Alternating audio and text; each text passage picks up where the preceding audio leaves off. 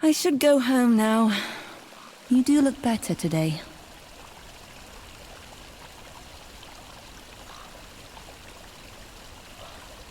Such things are natural. You've been tested physically and mentally. Furthermore, you've triumphed over your opponent. That much is certain. Your friends did not give their lives in vain. Small consolation to Caeso's family. A meaningful death is more than any soldier could hope for. Lurko will certainly be exiled, or even executed. The Senate doesn't have a high opinion of traitors. Obviously, you will have to testify. I know. You paid a heavy price to keep it that way. If you will forgive me for bringing this up, I believe this will be good for your political career. Why not? You are the right age to begin the cursus honorum. All senators have to start somewhere. As far as the Senate is concerned, you are a tragic hero who brought a corrupt consul to justice. Regardless of what happens to Lurko, Rome will need a new consul. And I can't think of a better candidate. Cato is right. Both the Optimates and the Populares already support you. If you run for Senate, the election will result in a landslide win.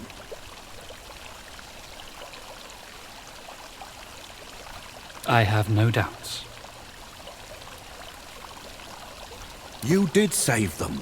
Those who remain alive have you to thank for it. This chapter ends, and another chapter begins. Fortuna alone knows what the future holds. So ends the abridged history of one of the most beloved consuls of the Republic of Rome. It is thanks to him and his efforts to thwart the corruption and ambition of Vitellius Lurko that Rome remains a proud republic to this day. With his allies in the Senate, he worked tirelessly to address the problems that had plagued the Republic since its birth. Though many among the people of Rome lamented what they saw as a lost opportunity to challenge the status quo, the strengthening of democracy greatly improved life throughout the provinces of Rome.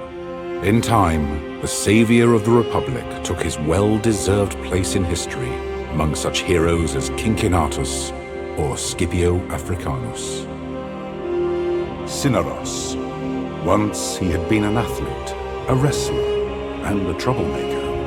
But in our story, he was a servus, a protector, and a mentor. He had died diligently performing the task to which he had devoted himself, protecting his ward.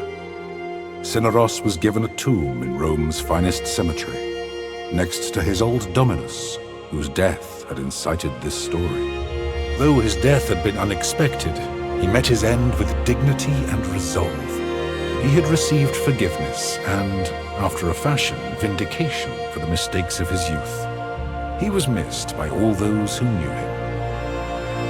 Caeso had always known that his would be a bloody, violent end, but he could not have foreseen the singular importance his death would play in saving the Republic he had always served.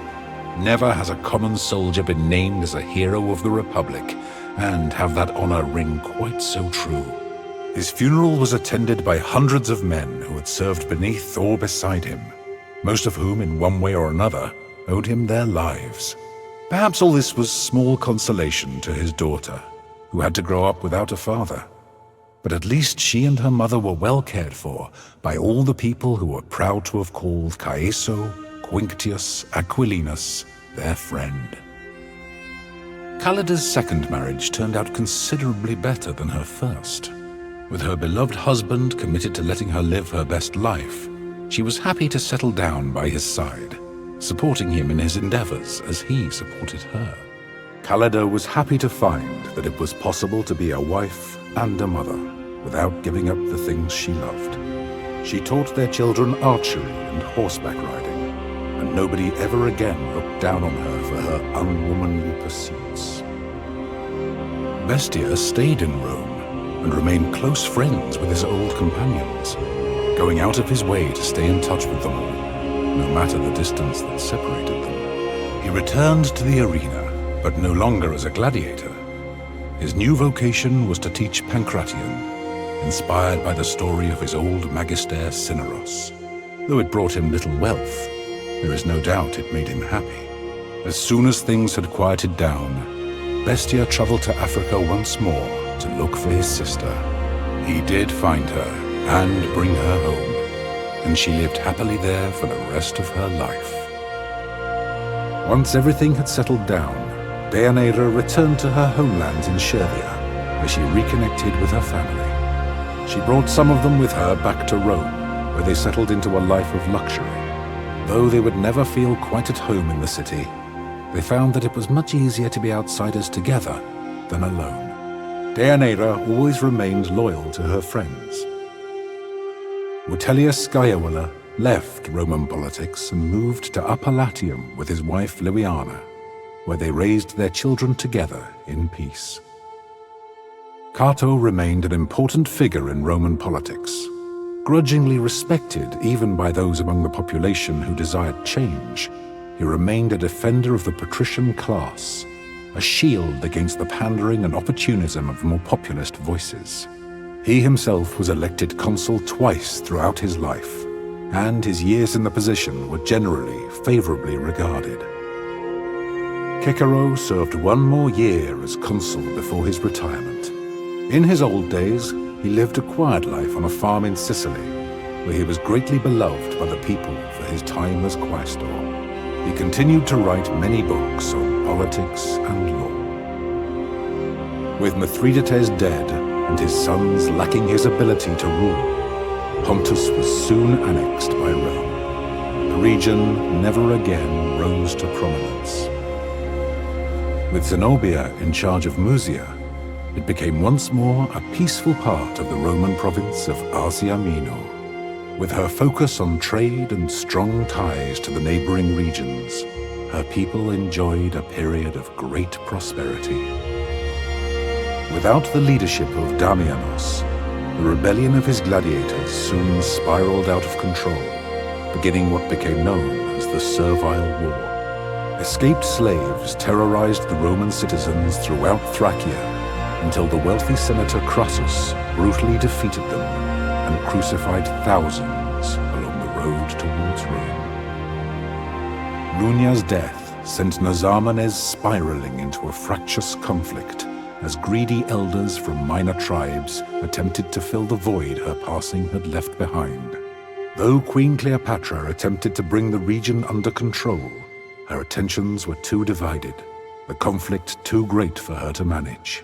Rome was forced to send more legions to enforce peace and stability with an iron fist. Though Africa Proconsularis eventually saw peace again, the traditions and culture of the Berber population were lost forever. Queen Cleopatra Philopator was, from the day of her coronation, a greatly beloved Queen of Egypt. Revered and admired by the population, she spent many of her days traveling up and down the Nile to visit her subjects and address their troubles and concerns. Under her rule, Egypt remained a powerful and prosperous nation and a strong ally of Rome. The fruits of the Nile flowed freely to the people of the Republic. After traveling all across Africa for many years, going wherever her instincts took her, Rhea eventually returned to Memphis and to the service of Tener at the Temple of Ubasti. When her mentor passed away, Rhea naturally assumed the mantle as High Priestess of the Cat Goddess. Though the old faith was dwindling, she was greatly beloved by many, and her temple prospered, always home to many, many, many cats.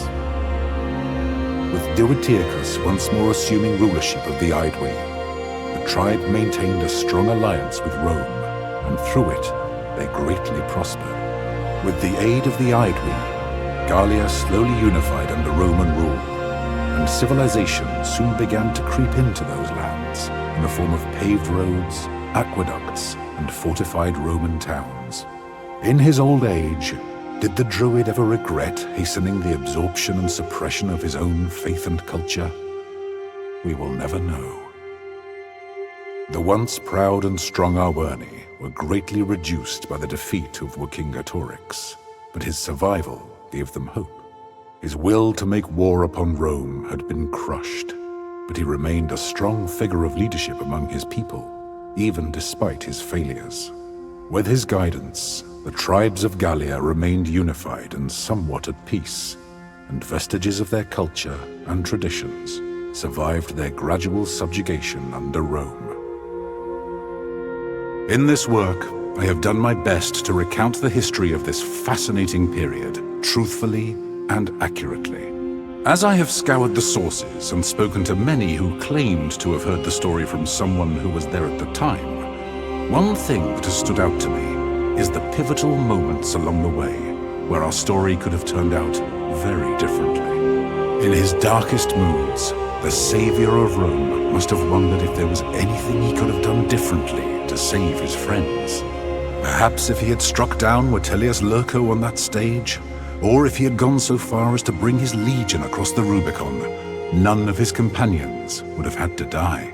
But for those of us left to live in a peaceful and strong republic, what transpired seems like the best possible outcome. Our republic was saved, and the villain, Vitellius Lurco, was brought to justice. One should always take care when second-guessing historical figures with the benefit of hindsight. Here in the present, there will never truly be a way for you to know how you might have acted if you had lived in the past. Nor can you ever be certain how history will remember you.